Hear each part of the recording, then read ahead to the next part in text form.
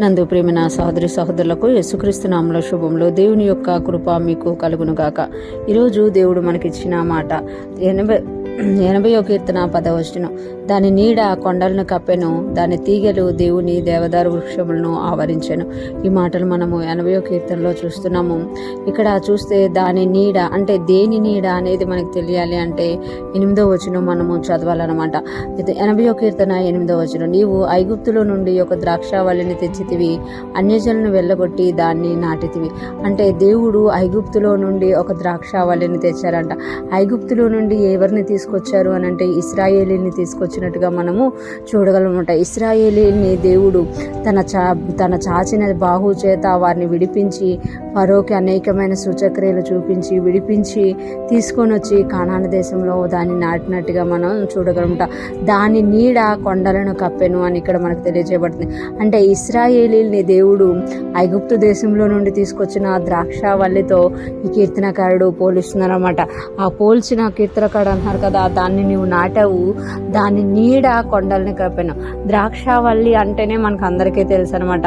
ద్రాక్షావల్లి అంటే అది వల్లి అని అంటే ఒక బలమైన చెట్టుకైనా లేకపోతే ఒక పందిరికైనా దాన్ని అల్లుకొని పెరిగేదాన్ని ఒక వల్లిగా ద్రాక్షావల్లిగా మనం చూస్తున్నమాట. ద్రాక్షావల్లికి ఏదైనా సపోర్ట్ ఉండాలన్నమాట.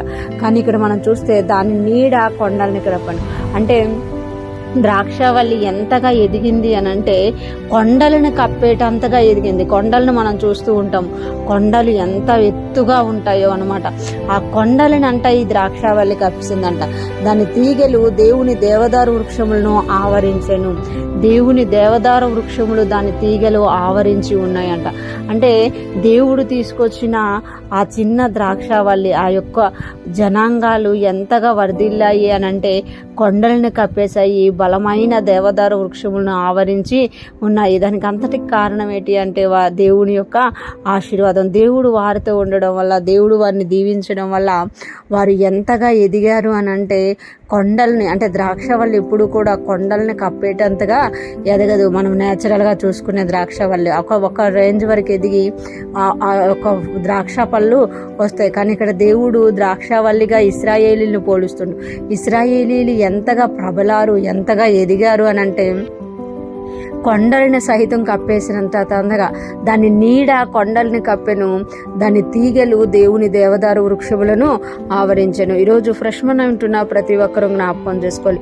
మనం కూడా ఎప్పుడైతే దేవుని చేతిలో నాటబడుతున్నామో, దేవుని యొక్క ద్రాక్షావళితో అంటకట్టబడుతున్నామో, మనం దేవునిలో ఎదిగినప్పుడు మనము కూడా అనేకమైన వాటిని కప్పేవారిగా మన నీడ ఉంటుంది అని దేవుడు తెలియజేస్తున్నారు. కొండల్ని కప్పేటట్టుగా అని అంటే అర్థం ఏంటి అని అంటే అంతగా మనల్ని దేవుడు వర్ధిల్ల చేస్తూ ఉంటారు.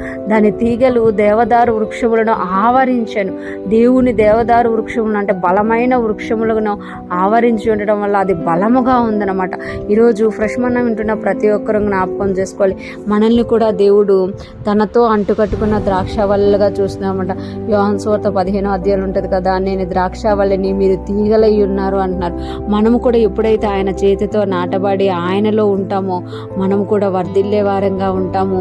అనేక మందికి ఆశీర్వాదకరంగా మనము మారుతాము. ఎప్పుడైతే మనం ఆయనలో నాటబడి ఫలిస్తామో అనేక మందికి ఆశీర్వాదకరంగా ఉంటాము అని ఈరోజు దేవుడు తెలియజేస్తున్నారు. మనం ఆయనలో స్థిరపడే వారంగా, ఆయనతో అంటుకట్టబడి ఉండేవారుగా ఉందుముగాక. దేవునిలో వర్ధిల్లుతూ అనేక మందికి ఆశీర్వాదకరంగా మనము మారుదుముగాక. ఆమేన్.